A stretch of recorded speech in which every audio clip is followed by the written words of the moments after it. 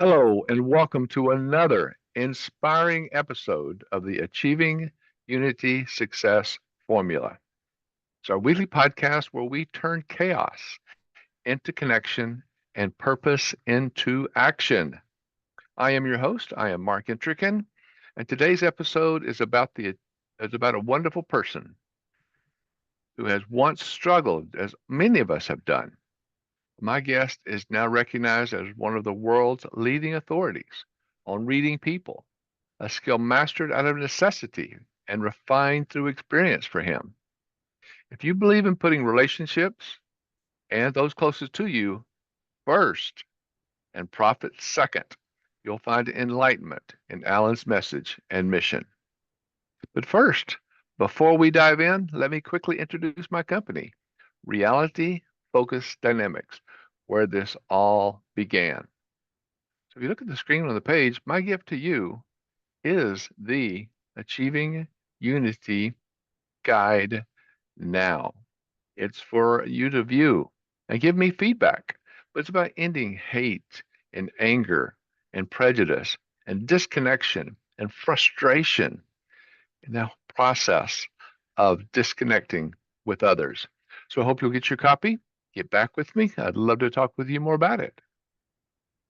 As you can see, there's a QR code on the left, bottom left for the guide, QR code in the bottom right to my blog. I write a newsletter. Comes out on the first and third Thursdays of each month.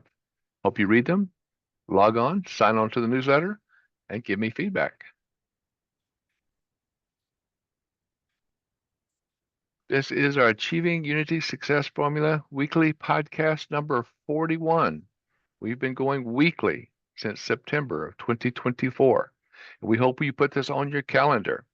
We'd love to see you here every week, every Wednesday, 1 p.m. Pacific, 4 p.m. Eastern. Yes, I know it is the work hours for a lot of people in the U.S., but it's a situation where we can come together, talk. It is live. You can ask questions. So come to us every week. Love to hear from you. Love to hear your messages and your questions. Success focused solutions. As our logo shows, as you see our logo here, it truly represents the heart of what I do. Notice how focus sits right in the center in that green oval? That's because everything that we explore, from reality focused dynamics to success focused solution, revolves around clear and intentional direction. In fact, that idea of focus is so central to me, to us. It's even built right into our business phone number. If you look, 303-362-873 spells 303 focused, 303 FOCUSED on your phone pad. I believe that by truly focusing on what matters, we can create meaningful change and achieve lasting unity. So take that QR code on the left or our website home or the QR code on the right if you want to contact me. Again, I'd love to hear from you. I love your questions, and there are no foolish questions. Please contact me. We have proven compassionate strategies that turn conflict into lasting harmony. And this is at home, at work, and in every relationship that matters. Are you ever frustrated by tension or arguments? Our 7-step roadmap gives you the tools to move from conflict to collaboration quickly and confidently. Are you craving stronger trust, stronger connection? Discover communication tactics that truly build respect. Respect for yourself, respect for others, repair relationships, and unify teams, professional and personal, families alike. We can transform conflict into connection together by achieving unity.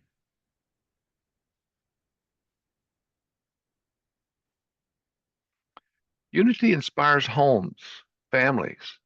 It shapes society and it transforms workplaces. We help you turn that frustration into understanding. Have you ever heard anybody say, "What the frustration?" We can find value in our actions instead of reacting in that anger or frustration.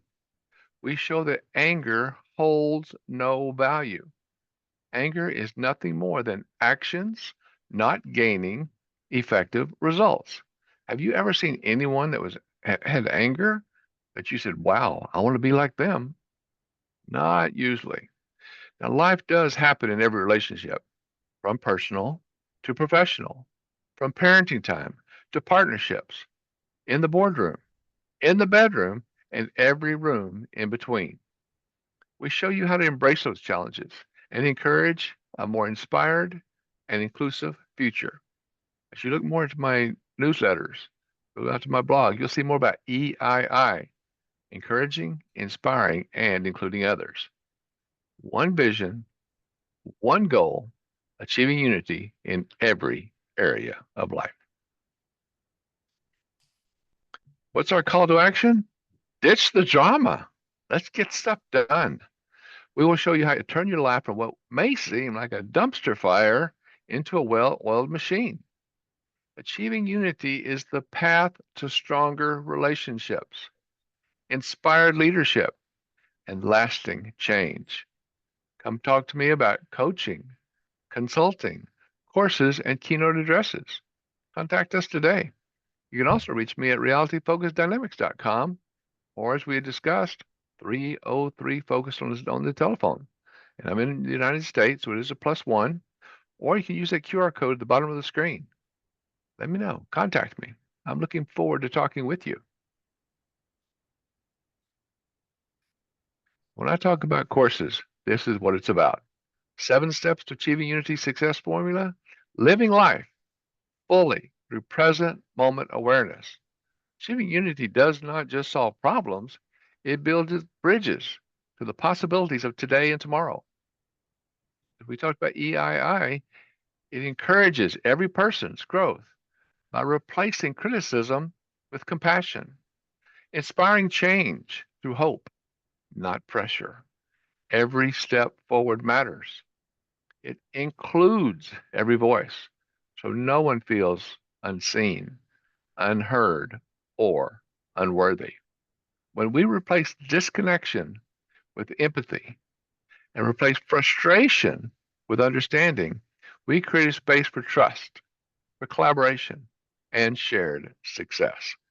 This is how we thrive together, achieving unity. And our podcasts again are every week. This week, we're at the end of our June, which is attributing to fathers and dads and parenting today and how to be better with our with our relationships, with our children, and especially for fathers. The fathers and dads this month we want to focus on because it is the month of Father's Day. And we're lucky to have Alan here today to talk about how we can converse more. But starting next week, it is the Wednesday before in the United States, we have our Independence Day holiday.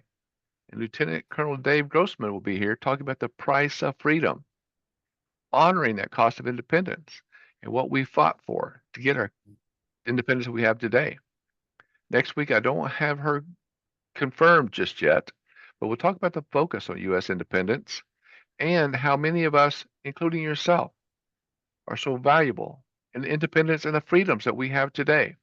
So please come back next week on July 2nd, the following week on July 9th, come talk to us. Then on July 16th, Vicki Mizell will be here, championing memory enhancements. Memory is not something that we gain or lose. We all have the memory, but where's our mind going? Where's our mind when we want to remember something? Let's put it in order. Let's let Vicki help us out with that. The following week, Dr. Ali Lankarani, we call him Dr. L. He's going to talk about the 4 keys to optimizing your brain's potential. Wouldn't that be better if we could optimize the many thoughts that we have? I know we have the ADD, the attention deficit disorder, the ADHD, attention deficit hyperactivity disorder. What about those of us that have that could better optimize our brain potential? I'm going to be listening and asking questions next on July 23rd to Dr. L to help with that. And then on the last Wednesday in July, July 30th, Tiffany Kellogg is going to be here about Knock Your Socks Off. Let's talk about moms without children. She's going to start our process of helping with moms and parenting and the right things to do at the right time. So please join us. That's our next 5 weeks. We have a very special podcast today. We've got more coming. Please put us on your calendar. Looking forward to seeing you next week, too. But today we are so lucky. It's a friend. I've talked to him several times. It's a wonder what he does. And him and I are going to work together more after today's podcast. But it's about unlocking human behavior for greater impact. Do you wish you could impact someone a little bit better? Do you wish you could understand what they're saying and how they're talking to you a little bit better? Alan Stevens is a globally recognized expert in human behavior and communication. As the creator of the Human Pattern Recognition Profiling System and founder of the Campfire Project, Alan empowers individuals and organizations to connect authentically, communicate effectively, and foster inclusions. We are right in track. We're right in parallel about what we do. His groundbreaking work helps people unlock their potential through deeper understanding and empathy. Join Alan to discover powerful insights and practical tools that inspire lasting personal and professional growth. His insights have transformed leaders, teams, and families around the world. The world's not just wide, the world goes round and round. So that's big. We're making him a trusted authority for those seeking deeper understanding and again, that lasting impact, something that goes with us. Once we leave where we are, it goes with us through that impact. Get ready to transform how you relate, lead, and succeed with Alan's unique approach to connection. You see his website on the right. I'll repeat it again at the end of our podcast today. It's alanstevens.com.au/about. Please help me welcome Alan Stevens. Hey, Alan, how are you today? Very good, Mark. I hope you're doing well as well. I am. Thank you so much. It is so much of an honor to have you here. It's just truly wonderful to have you with us. And thank you for your time. My pleasure. Can we start with a short introduction about yourself? What helped guide you, what you're doing, and where you are today? You're right. Yeah. As you said, I'm a profiling and communication specialist. That means that my whole focus is in helping people to be able to read each other, to recognize each other's personalities, know how to talk to them in the way that they need to be spoken to. And in that, being able to improve relationships regardless of who it's with and in all areas of their life. And it's for the first 50 years of my life, I struggled at making relationships. But I'm in my 70s now, so for more than 2 decades, I've had the pleasure of helping other people build their relationships, which have built mine immensely as well. That's amazing. And like you say, we've all had some struggles, but Mm, we've pulled those struggles together to create some solutions, right? that's right. So when it comes down to it, everybody has struggled. Everybody is, feeling insecure. We all wear a mask. We all pretend we're not wearing a mask, but we're also the combination of all our childhood rewards and sufferings. In other words, we are a combination of how we've chosen to respond to all the events in our life. So we're all got issues of one form or another. And once we realize that, there's a connection with everybody else. There's a way of actually connecting with other people with it and breaking down paradigms or, misguided belief systems around different people. That's so true, Ellen. And I like what you just talked about. We all have a mask, but we Mm. don't want to admit it. And Mm. sometimes that mask brings us to, well, let me ask you, what came to my mind is that mask can sometimes be our culture, maybe our learning, and that mask that we Mm. put on is something that we know or think we know, but it may not be totally true, right? That's exactly right. So one of the things that I like to do is to talk to people from all over the world. That's where the Campfire Project came from as well.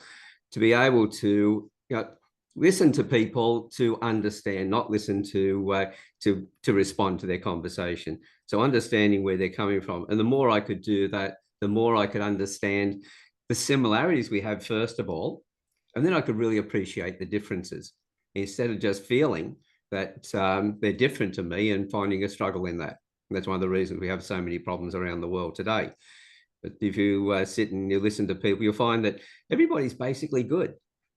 There's only a small percentage of the population who are, as they say, it's about 1% of the population that fit into the psychopath profile.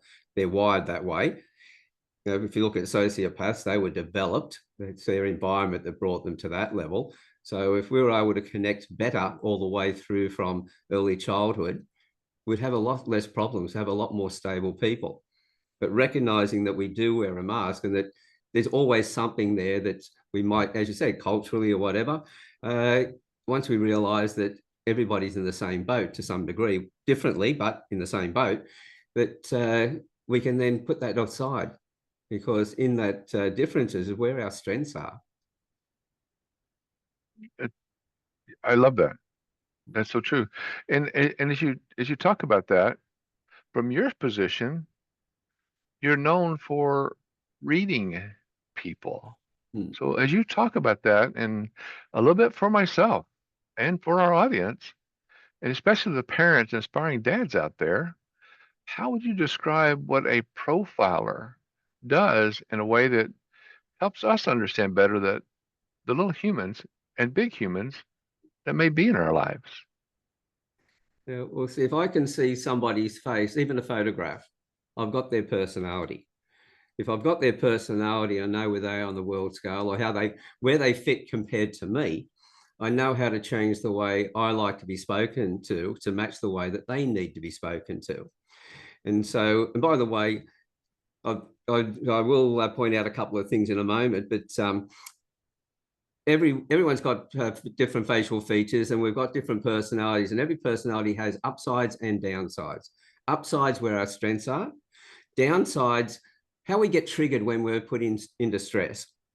Now, the more that we can understand our downside of our traits, the more empowered we become, because we know what environments to stay away from. But if I can see, looking at your face, and by the way, there's no right or wrong trait. Every trait we have, as I said, has an upside and a downside. It's a situation. So if I look at somebody and I profile them, it's always done with respect. So I know that talking to yourself, for instance, you're going to need all the information before you make a decision. But once you've made your decision, it's just give me the best way to do it, get the hell out of the way and let me get on with it. But I also know you've got a dry wit. So if we're having a conversation, I don't have to be worried about being too politically correct. I know that if anything I throw at you, you're more likely, instead of taking it personally, you're likely to throw it back at me.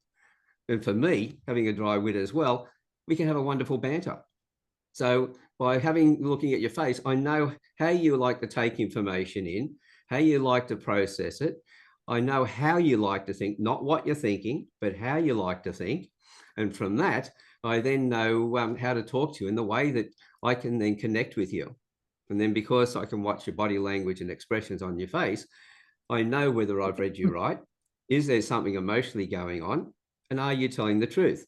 But I don't use that last bit as a lie detector. I use it as a truth seeker. Because if you're not telling me the truth, it's a case, well, why not? Is there something emotionally going on? Is there something that that's got your mind elsewhere? And if I can read that, and then my whole focus is to build a relationship.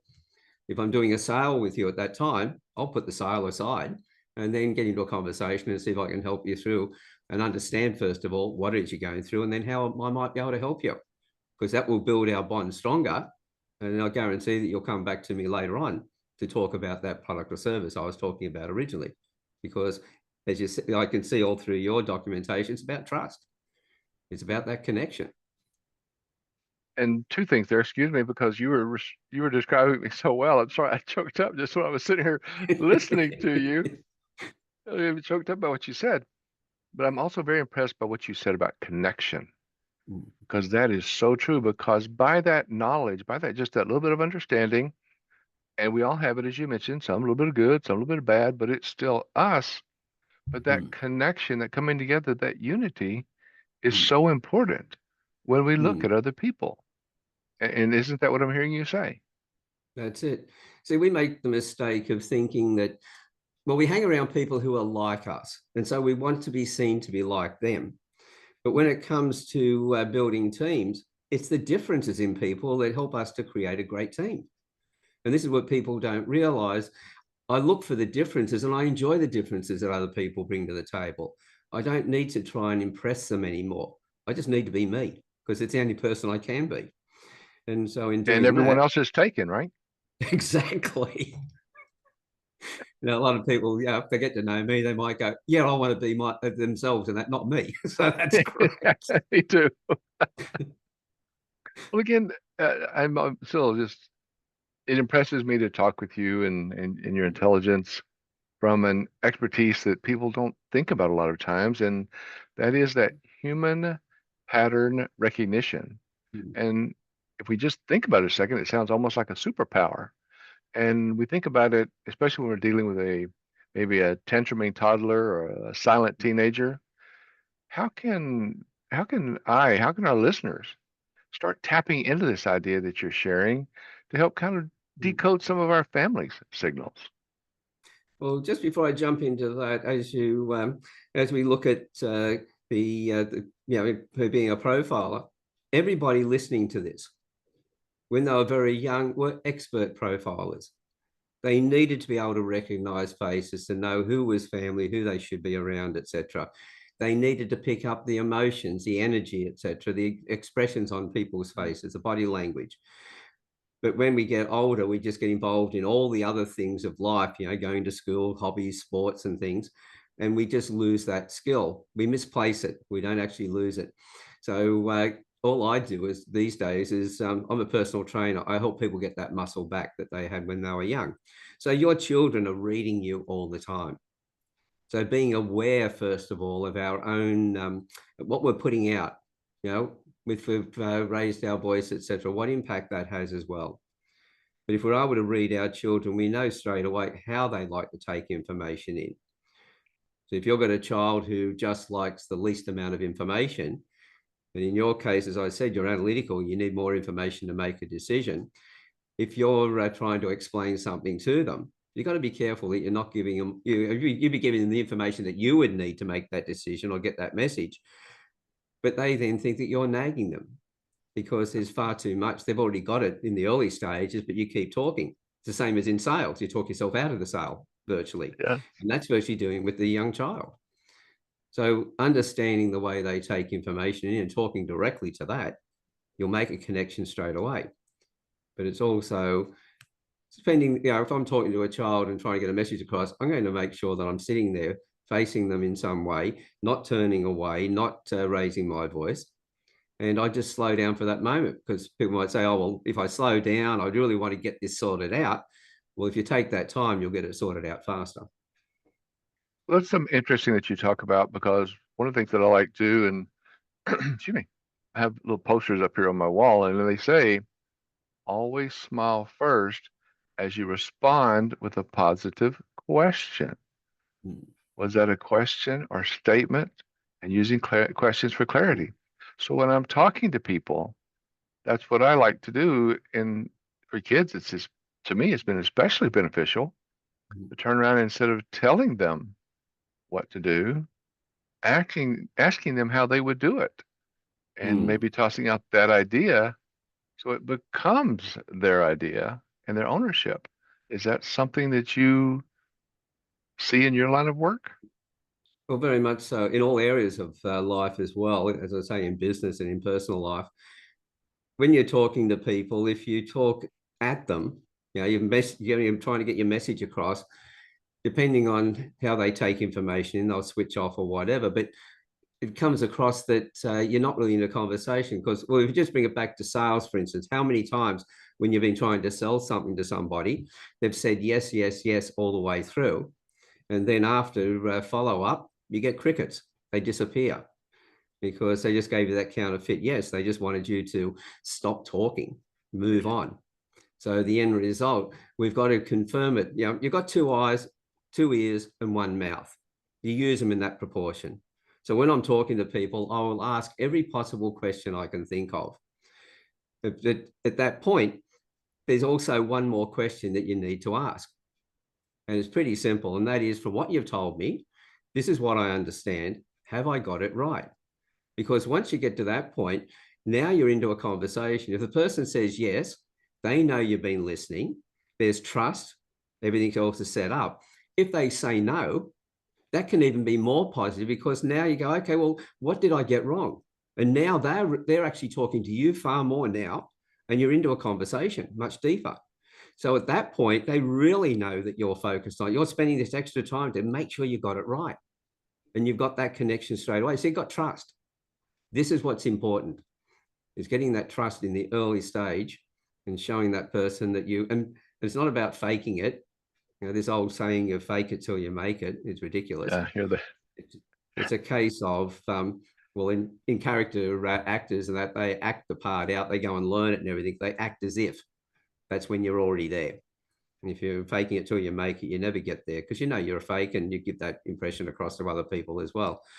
So it's being genuine, but you're taking that time to get that information and asking those questions, getting that feedback, and building that rapport from there. Because then you're actually deciding with them in unison how to move forward.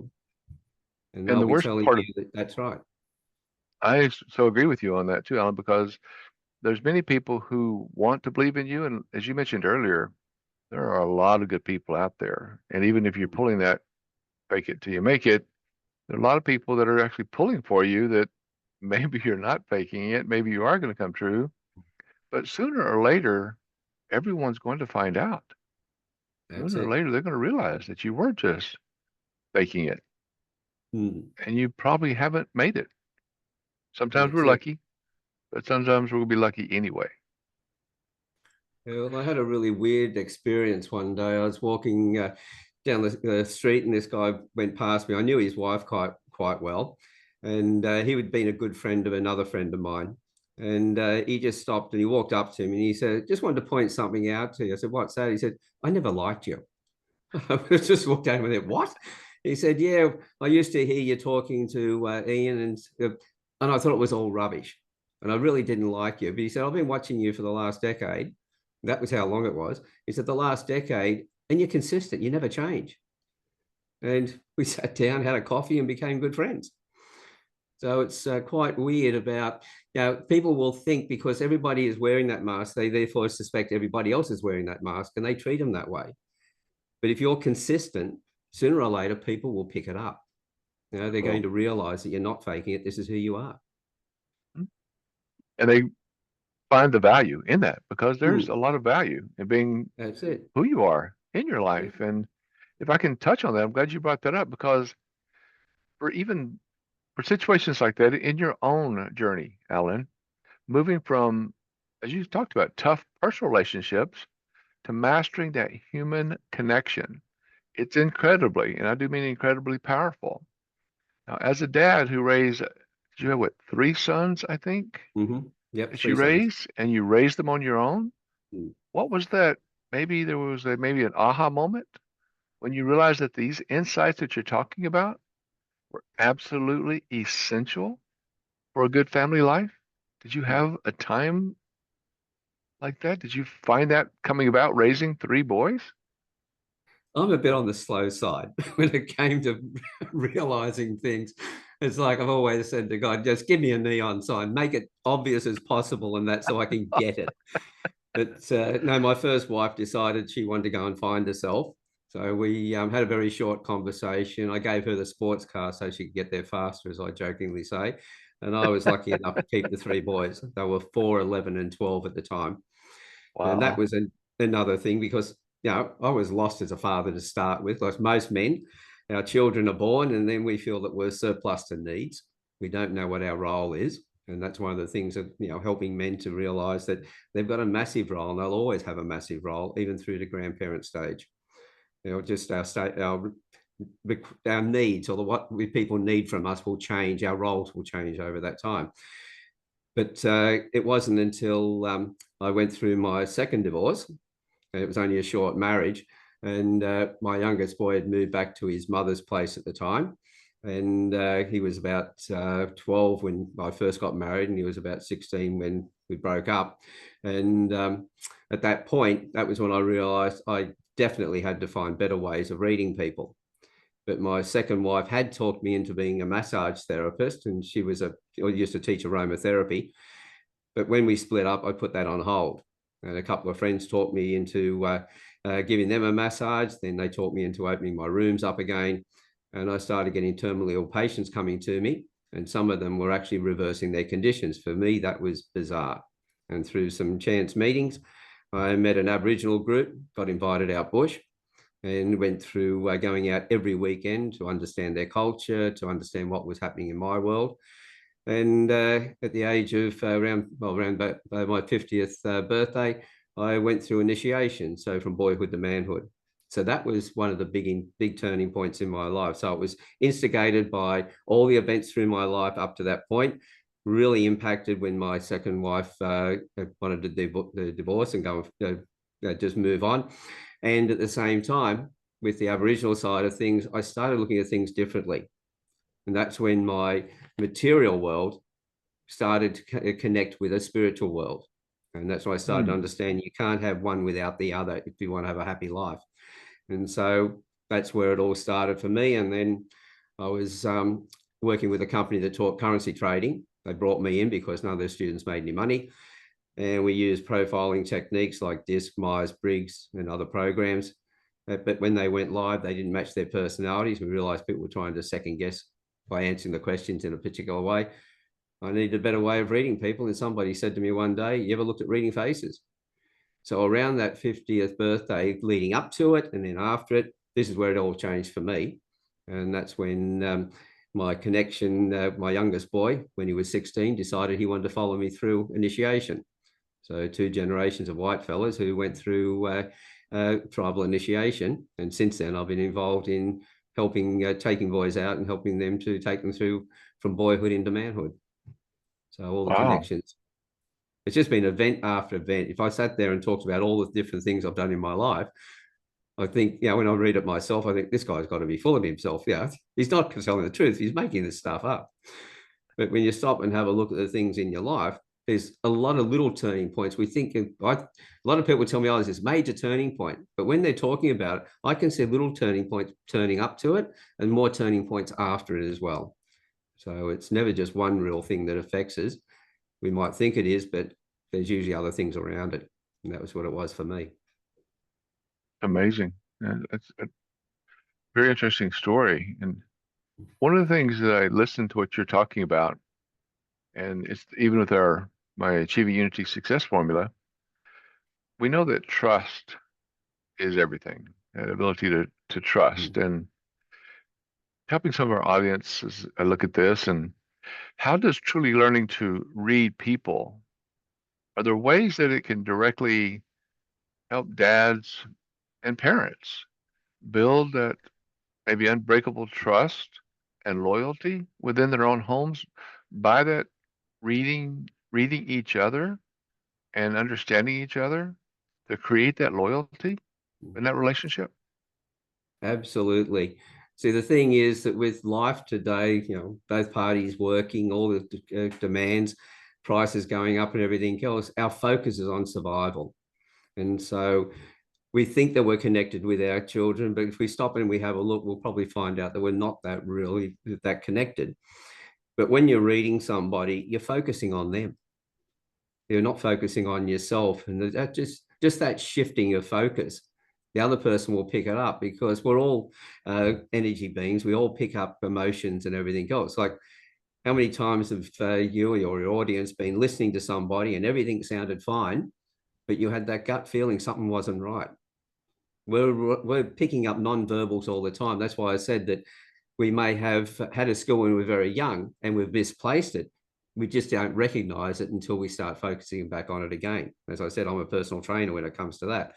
So by being able to be focused on the other person, the connection is going to be noticed by them. they're going to recognize that. And there's half of them shift all of a sudden because they're going, things are different. What's going on here? And we always want to know answers. So they'll start looking for that as well. And just in that, we can reconnect. But if you know your partner's traits for a starter, then you know how to talk to them in the way that they need to be spoken to. Both you and I have used what I call aesthetic appreciation. It's about how things feel inside. We have other people who have what they call dramatic appreciation. They need to express things outwardly. They're great on stage and everything else. You and I, if we're working on something and there's stress with it, we'll pull back to our cave. Just leave us alone. I want to go and fix this. Now, the other party who's got that dramatic appreciation, they need to know what's going on. So they're going like this, asking us what's going on, and we're just moving away to our cave. That causes a problem because now I saw it on Facebook. There was a little thing about this woman's looking at her husband and going, I'm worried about him. He's gone quiet and all this. And it starts off with all this care and everything else. By the time she's worked through it, she thinks he's having an affair and she hates him and she wants to murder him. And so that's the problem when you don't communicate. So being able to communicate with the person in that particular, within the way their traits are telling us, we can solve that. So in the case of where, if you know that the partner really needs to know, you can say, look, this is something I need to work on my own. Don't worry, it's got nothing to do with you. It's nothing you can help me with. This is just something I need to work on. And I'll come and talk to you as soon as, by telling them, I'll come and talk to you afterwards. They know that, yes, you are serious. You need to work on this on your own. You're not just pushing them out. We don't think about, well, how do I actually make this so the other person understands? So it matches what they need to know. And so by doing that, we've got that. So if I'm working with a couple and they've got a young child, quite often the parents usually come to me about the child. How do I connect with the child better? So I show them both how, because they're different personalities, they talk differently or they change differently, I should say. So they talk to the child the same way. So the child gets consistency from both parents because every child needs boundaries. If they don't have boundaries, they don't know where to go. So the best thing we can do is give, not barriers, but boundaries. Give them boundaries so that they know how we guide them through those. But then by talking to the child the same way, we then realize that our partners are talking differently, or they change differently to us to talk the same way. We then talk to them in the way that they need to be spoken to. And now you've got that connection between the parents as well. But the more the parents can talk to the child in the same manner, so the child knows mum and dad are on the same page. Here's one of the boundaries. This is what they've set up. Now they have comfort because they know what they can do and what they can't do. And this is where it all comes together. The more you focus on the other person, the more you're going to get those results. Focusing on the connection, not so much fixing the problem. Right. And not focus on that connection, as you're saying, not focus on the other person themselves. You'll make sure you focus on that connection between the two, right? Yeah. By not understanding the person's personality, then we make that connection. There you go. Mm-hmm. My intention is always to help the other person to have a better life. And if I'm really focused on that, you'll always make the connection. And that's what's excellent about a relationship. And I think it's kind of funny as you're talking about, we want to be like, for us, go into our cave and work on it. But let me ask, because when I hear somebody say working, it's almost like saying trying. There's got to be a completion point. When you're trying to do something, there's a percentage complete at the end of your try. When you say you're trying to call somebody, what do you mean you're trying to call somebody? Did you pick up the phone? Did you start dialing a number? What do you mean you're trying to call somebody? You're trying to fix something, or you're working on something. If you're working on it, isn't there a percentage complete that goes along with that working, or that even trying? I don't know whether we can put a percentage on something because if we know where we started, but we don't know where the completed, what the total possibility is, it's hard to put a percentage on that. But if we're always striving to improve, Yes. that's the way I look at things. How can I be a better man every day?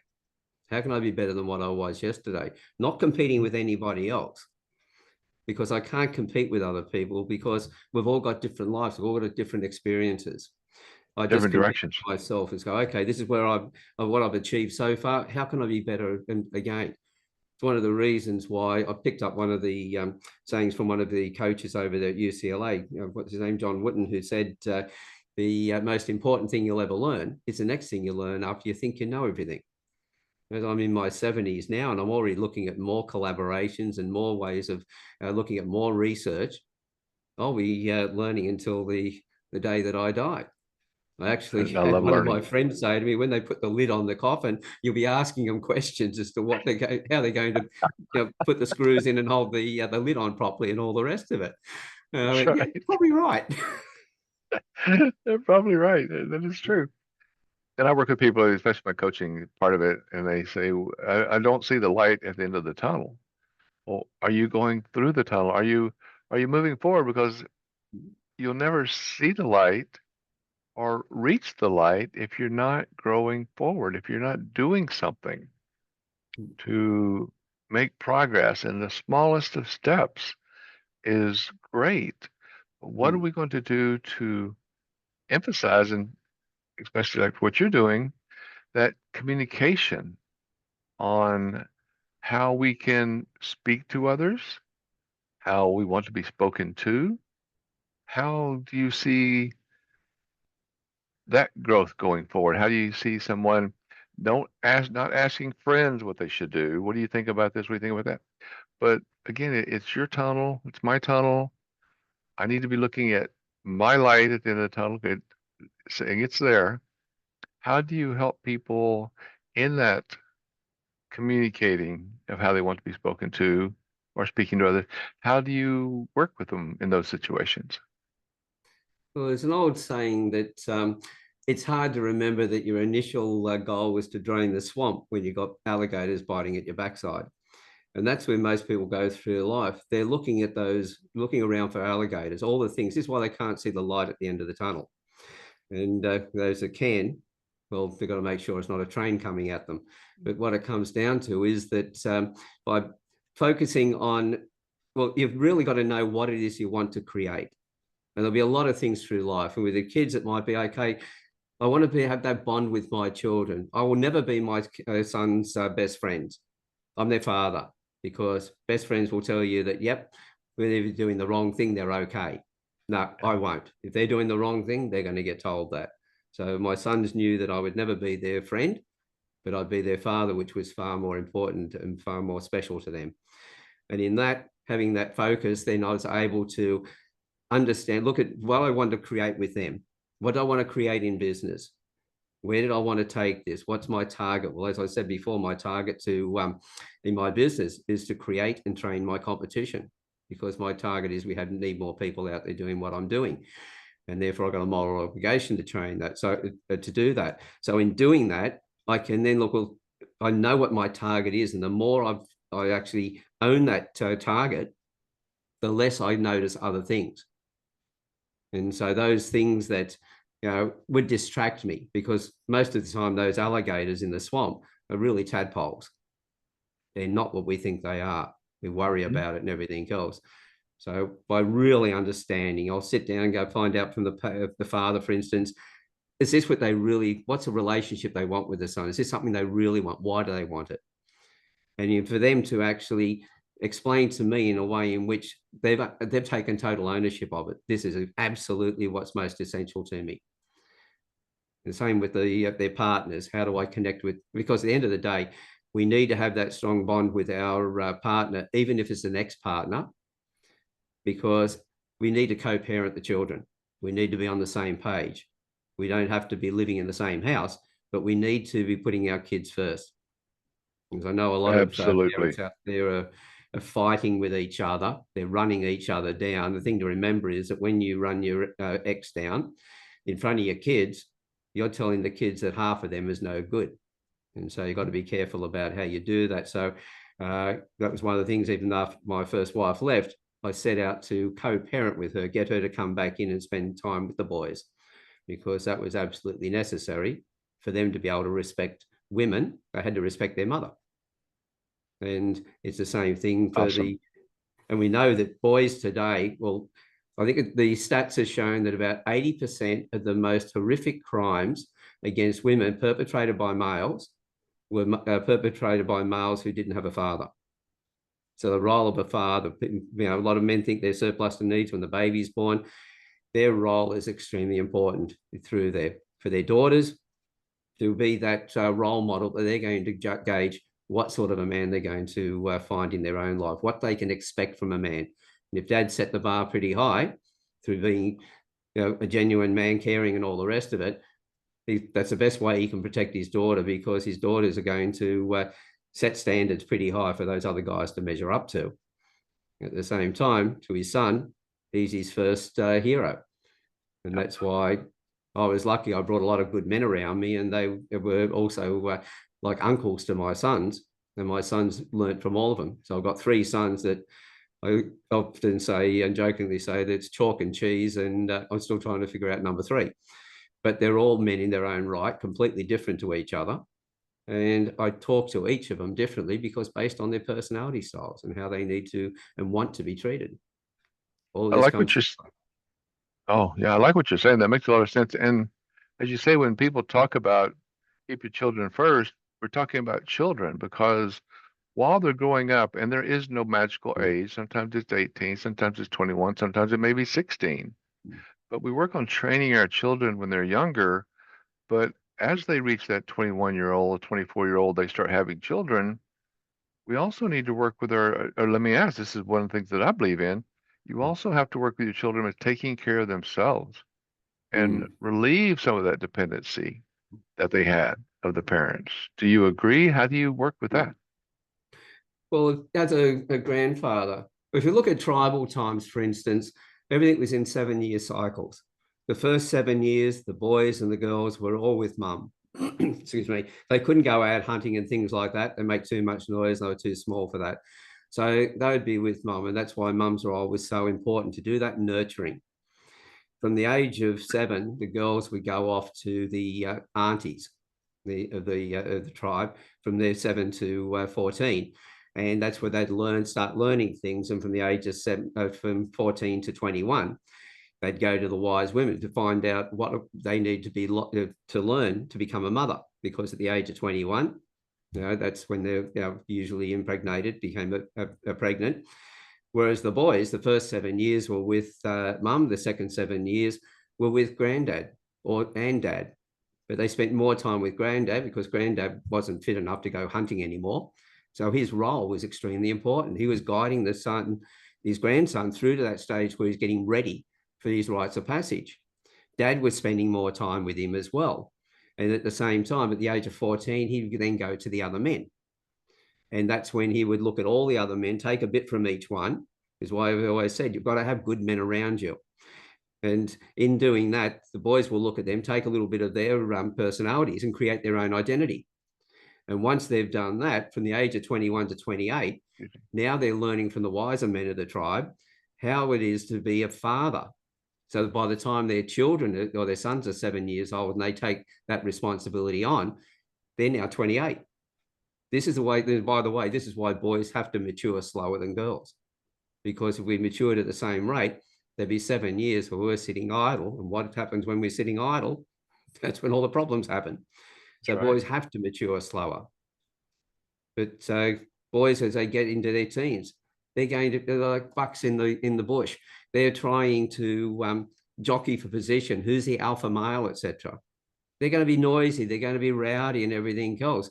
This is why you need the good men around. They need to go through that stage to recognize where they fit in. But then the wiser men will turn around and go, okay, now you've worked that out.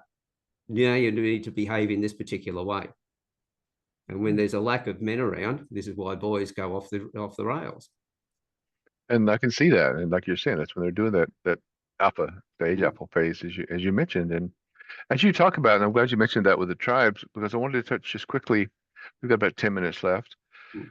You founded the hashtag We Together and the Campfire Project, and I see it fosters a connection and that support. How do these initiatives and that spirit behind them offer a valuable blueprint for dads and families today that are looking to build a stronger more inclusive home environment in today's busy, sometimes chaotic world? Well, the reason I started the Campfire Project was mostly because of the men that I was working with in business. I'd asked them, well, if you had one word to describe your home life and your work life, what would it be? And the words confused and frustrated came back so many times. And I said, well, okay, in your home life, well, tell me about that. And they said, well, look, we were told, especially Gen X and baby boomers, etc., we were told to go out, be absent from the family, to bring the resources in. So we showed our love to the family by being absent. Now we're told that we're physically and emotionally absent from the family. And the frustration from coming from, I can't be at home and bring the resources in. And if I'm out bringing the resources in, I'm going to be in trouble because I'm not emotionally at home. And so that was causing a lot of frustration in some cases because there was a lack of communication that was leading on to aggression and even some cases domestic violence. In the workplace, with political correctness and with the what do you call it? What's expected of a man? What you could say today is fine, but tomorrow you'll be in trouble. So the men were frustrated. They were always trying to do the right thing, but they on tenterhooks because today I'm saying something, but tomorrow I'll be in trouble for it. So that was causing issues, even to the point of anger in the workplace as well. So they had bullying in the workplace. So I created the Campfire Project as a safe place for men to come and tell their stories. But I didn't have it as a group just for men. I had women in there from day one, women that I knew and I trusted. And so I started interviewing men from all over the world. Then I brought those men into panel discussions, talking about drugs, alcohol, masculinity, femininity, you name it, we covered it.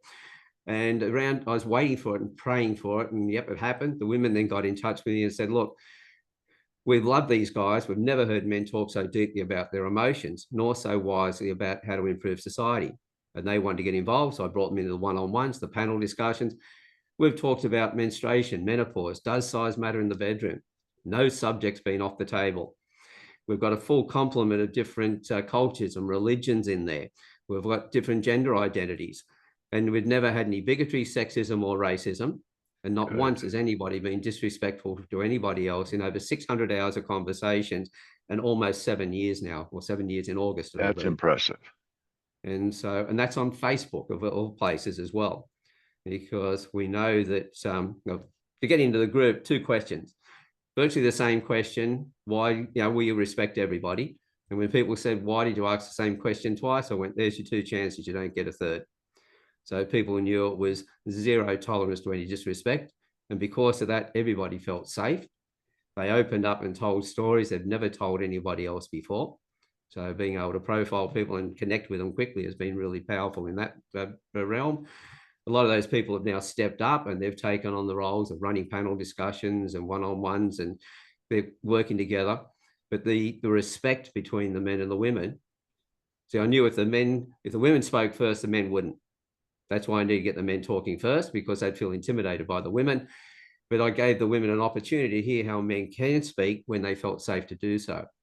So just in that, it broke so many paradigms or misbeliefs that people had around the misconceptions around each of our genders. And so once we got through that, everyone, this is a place where, we've got to be. Well, we've got to be. And because of that. I like that. Now, again, we have about 6 minutes left. So if you don't mind, a bit of what we talked about in the first, and I want to just kind of go a little bit into your 3-step process. So, and I'm going to talk about parents here because my main focus this month and for August for the mothers and moms. But for a parent that's looking to better understand their children, again, your 3-step process, what is a core concept they would learn in step 1? Learn how to read people that could immediately help them connect. How could fathers and mothers, parents, work with that in step 1? Well, step 1 is all about knowing about yourself, because you can't read somebody else and know how to talk to them the way that, and change the way you talk to them the way they need to be spoken to, until you know where you are. This is about understanding yourself and then recognizing your upside of your traits and the downside.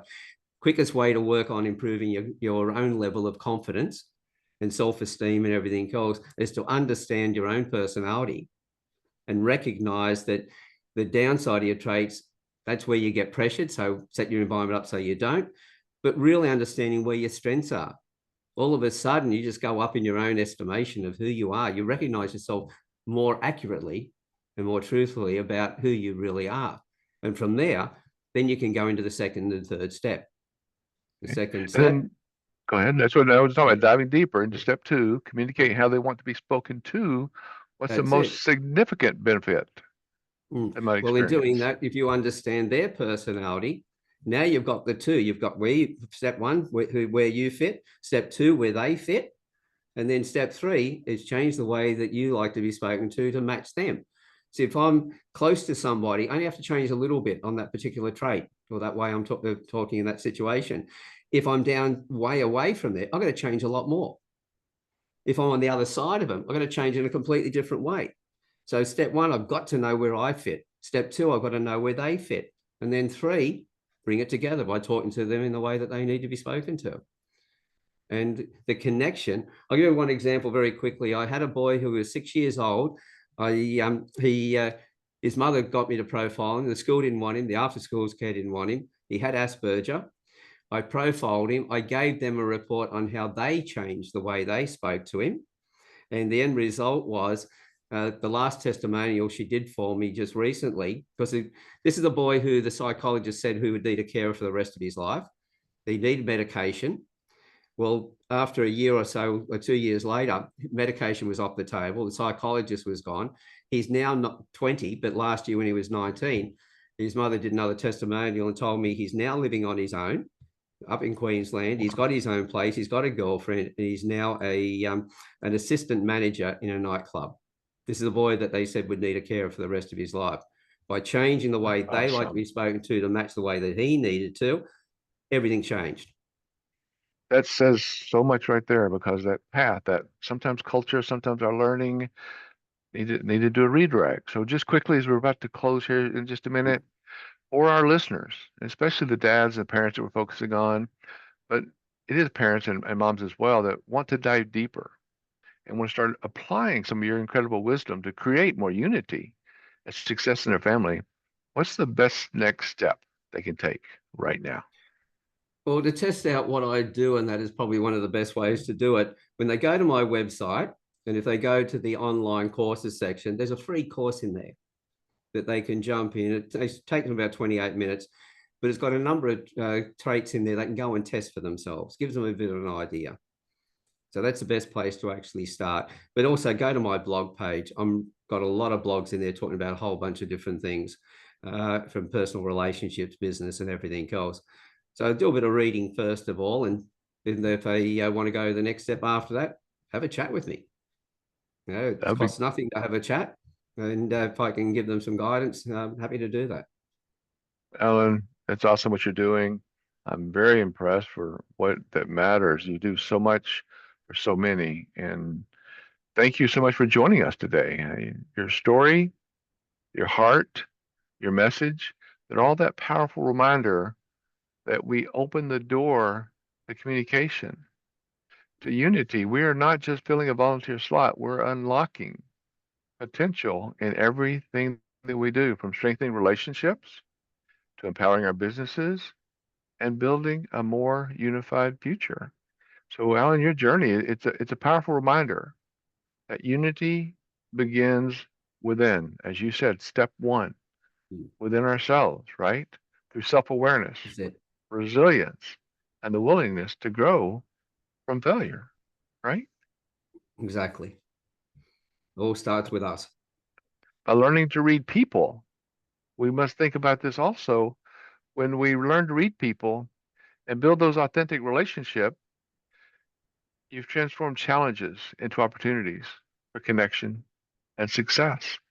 I think your message perfectly mirrors the Achieving Unity success formula, using chaos, turning chaos into clarity, isolation into inclusion, including others, and broken trust into purposeful collaboration. So, Alan, thank you again so much. As we close today, we must remember that unity isn't just an ideal, it's a daily choice to lead with empathy, act with integrity, and uplift others along the way. So for the listeners, if you felt a spark today during our conversation, follow that. Contact Alan. His website is Alan Stevens. That's Stevens. It's .com.au. And like you said, Alan, they can contact you anytime, right? That's right. So As I connect said, with my Alan. target is to get these skills out around the world. So the more people I can help, that's all in that direction. So Alan, thank you again. I appreciate it. Do you have any closing remarks? No, just to say thank you for especially for the work that you're doing. There's a lot of people who are on the same pathway. The opportunity to be able to get together and meet them and join with them, we can create so much more when we work together. That So is so thank you. true. And my pleasure, Alan. This has been an honor for me. And as we just discussed, we will continue working. Maybe next week, the following week, we can get together again and continue building this for each other and for others around the world. So, everyone, thank you so much. Until next time, let us continue turning chaos into connection. Let us keep achieving unity.